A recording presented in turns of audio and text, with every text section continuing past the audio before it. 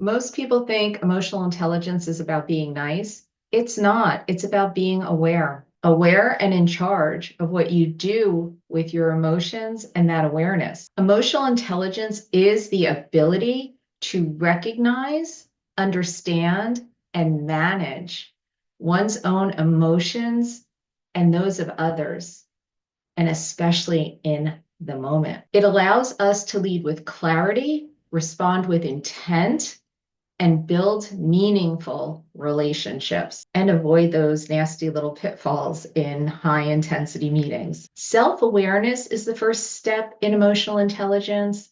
However, self-management is knowing your feelings and why you're feeling it and how it impacts your thoughts, behaviors, and decisions in the moment. That is the foundation of effective leadership and personal growth.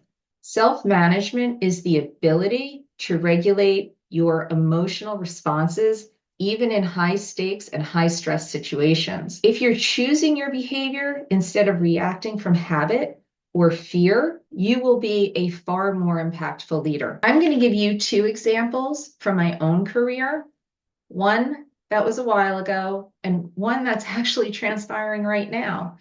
So, for example, I once had to work with a very small leadership team to divest a business. And the reason we were divesting the business is the leadership team that came together was not the most effective in that division. It was a bigger company that was brought together. So, because of that, we initially decided that we were going to operate in quiet and without transparency.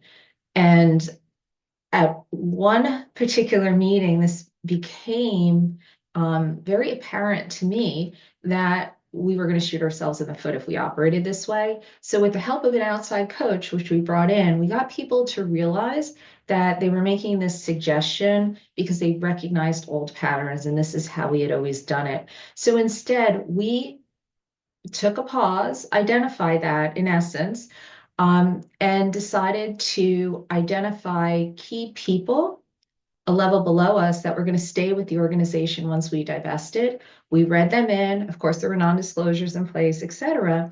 But by bringing them in and becoming transparent and working with them, it built trust and it created momentum. And we were able to have a really successful end to the project, so much so that it was us, the leadership team, that were the only ones out of our position, which we knew all along.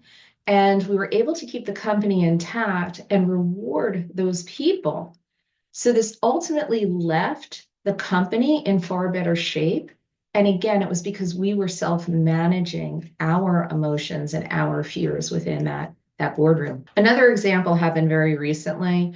I was part of a volunteer committee meeting, and a member's resistance really triggered an emotion within me. And in that moment, I realized by engaging or trying to push my perspective, it would only do more damage. So I was able to pull back, think about it, come up with a better game plan on how to address the individual and the resistance in our next committee meeting with more information, more context, and by trying to further bring them into the fold. This pivot changed the entire dynamic. And the committee member also ultimately became more open to their point of resistance.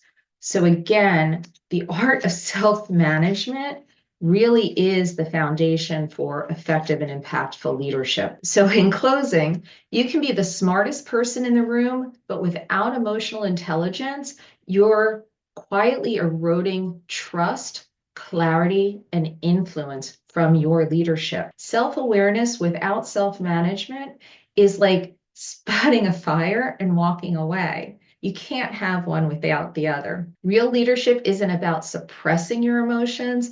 It's about meeting them, understanding them, getting clarity, courage, and making a choice to do things differently. In short, emotional intelligence is the edge that most leaders need but rarely sharpen, and it shows.